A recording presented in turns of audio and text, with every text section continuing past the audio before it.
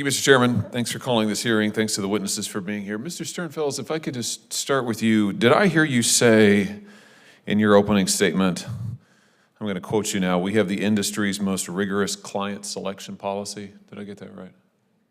We believe that to be true, Senator. Well, how is it then that you end up with so many clients who are state-owned Chinese corporations hostile to the United States?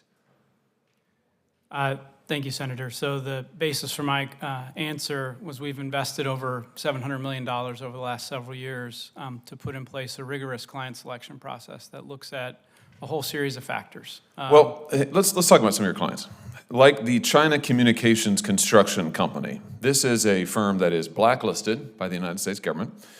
This is a state-owned enterprise that is responsible for building artificial islands in the South China Sea, probably in direct contravention of international law, certainly in direct contravention to United States security interests. You helped them develop their 5-year plan. Why is that a good idea?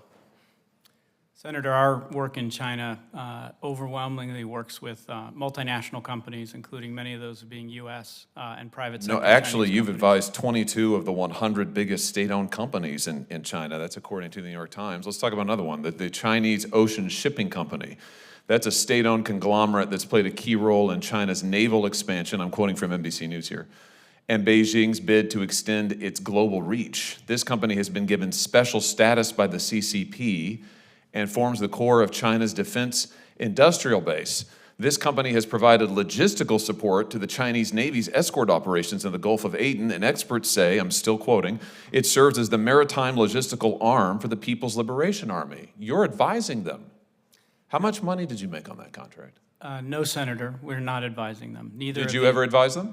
Historically, we advised on none of the topics that you had highlighted. You didn't advise the Chinese Ocean Shipping Company? Not on the topics you described, Senator. Why is it a good idea to advise them at all? They're a state-owned enterprise engaged in activity directly contrary to the security interests of this nation. And they're no longer a client of ours, sir. Why did you advise on 22 of the 100 biggest Chinese state-owned enterprises? That number I don't believe is accurate, Senator. It doesn't have anything to do with money, does it? I don't believe that number is accurate, Senator. How much money do you make off the United States government? I don't know the size of our work with the U.S. I do. Government, Senator. In 2021, you made more than $850 million in consulting work for the federal government with the Department of Defense as your top client. When you bid for those government contracts, did you disclose your work for these Chinese state-owned enterprises that were conducting activity adverse to our national security? Did you disclose it to the Department of Defense? Senator, we take OCI incredibly seriously and have even gone beyond what is required around disclosures. So that's a yes? We take it incredibly seriously. We made all appropriate disclosures, Senator. I'm happy to come back to you on any details specific to the work that we do on the Department of Defense. That is not what news reports have found and news agencies who've looked into this. In fact, to quote NBC News again, in bidding on contracts with the Department of Defense, the U.S. Navy, Customs and Border Protection, you did not disclose your work with Chinese enterprises in apparent conflict of interest.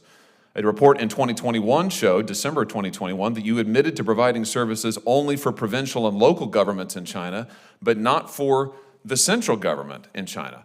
My question is, why should you be able to get any contracts in the United States government? If you're going to advise foreign nations who are hostile to us and make gobs of money off of them, why should you be getting U.S. government contracts? Senator, we've never worked with the Chinese Communist Party or the central government in China, to the best of my knowledge. You're working with state-owned enterprises. China's not a democracy. They own these companies. These companies are doing the bidding of the Chinese military, and you're making money off of it, hand over fist. My question is, I guess if you want to do that, I guess it doesn't violate the law, but I just wonder, why is it that you should then be able to turn around and make $850 million in 1 year alone off the American taxpayer? I mean, explain that to me.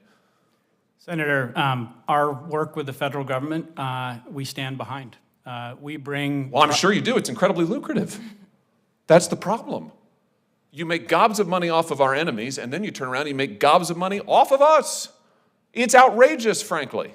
Listen, you shouldn't be doing any work with the Chinese Communist Party and any enterprise that they own or have some share in. You shouldn't. And if you were serious about ethics, you wouldn't be doing it. But it's particularly outrageous that you then make money, almost $1 billion in a year, off the United States government, including the Defense Department. Now, I have introduced a law that would prohibit you from doing just this, and I will continue to push it until we get a vote on it.